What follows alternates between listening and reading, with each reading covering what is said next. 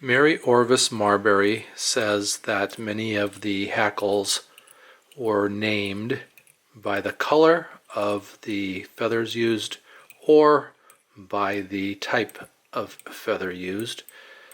This is a yellow hackle. I'm tying it after the illustration by her father, Charles Orvis, in her 1892 book, Favorite Flies and Their Histories.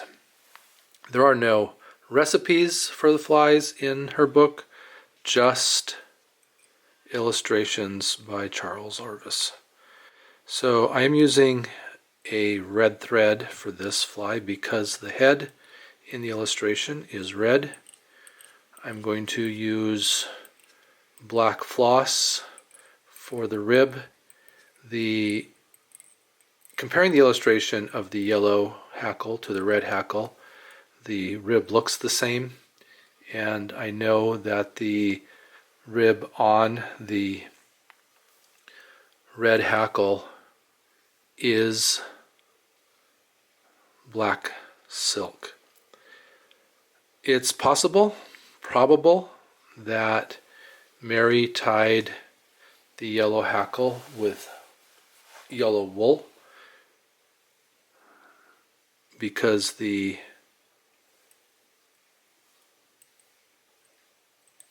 red hackle is tied with yellow wool. I don't have yellow wool, so I do have some yellow floss, or I could use yellow dubbing. I don't know which one is better. I actually have some of these tied with yellow dubbing. The yellow dubbing I have is kind of buggy, and so I'm hoping that the floss will give me a smoother body. So let me put a half hitch in here, and then I can use the rotary vise to wind that floss. Try to build up a little bit of a body.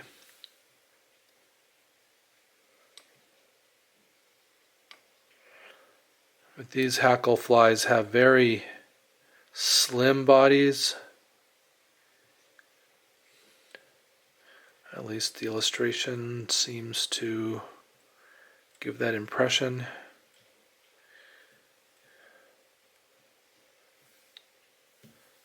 So either yellow dubbing, yellow wool, wool yarn,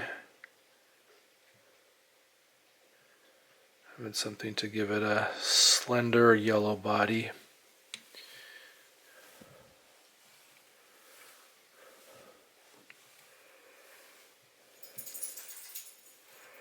So some wraps over, lock-in wraps underneath, clip out, and then to wrap this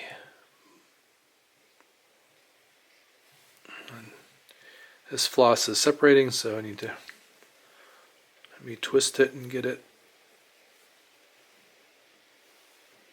and then wrap that around the body to create the black rib.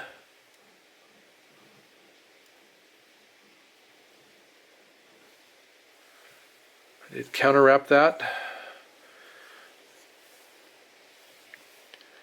and then tie off that rib.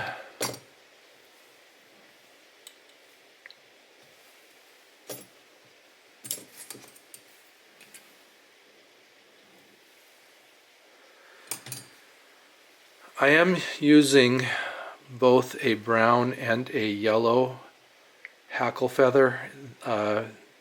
These are saddle hackle or saddle feathers, so they're going to tie in a dry fly kind of look, and it does seem that this fly was used both as a dry fly, maybe as a wet fly. The illustration does have some brown undertones in the hackle, which is why I'm adding a brown feather as well as the yellow feather.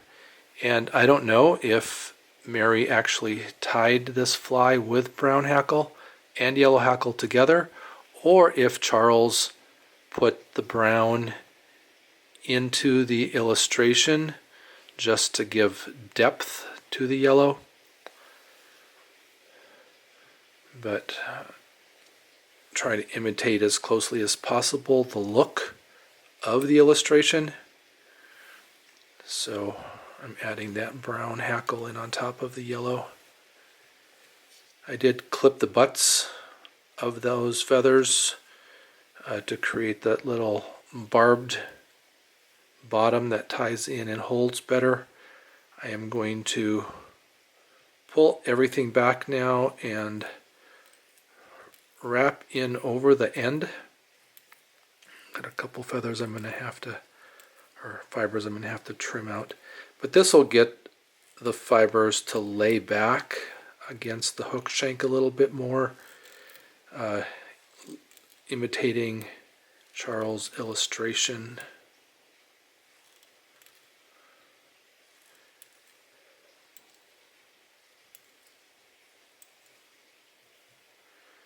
And I can clip out those feather ends.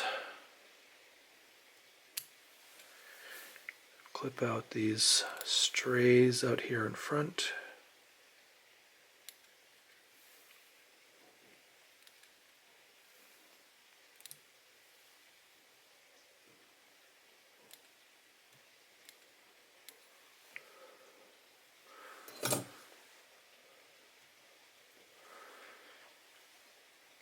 And if I catch any more while I'm whip finishing, I can trim those out as well.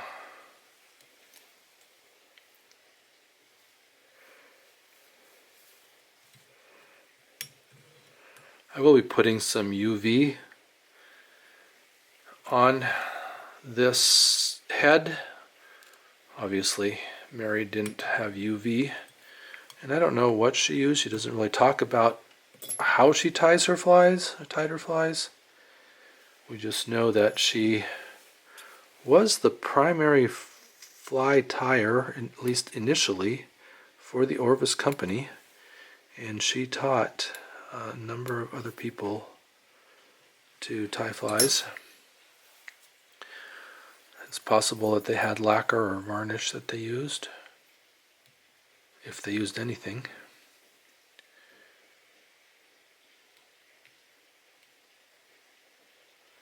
And I guess UV for us is just a convenience for a quick finish.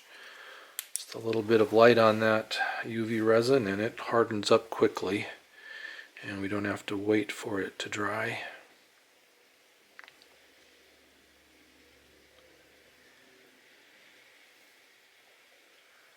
It looks like I can do a little bit more cleanup here. Got another fiber that got caught in the glue there. Okay. So, tying a yellow hackle after the illustration that Charles Orvis did in Mary Orvis Marbury's book, Favorite Flies and Their Histories.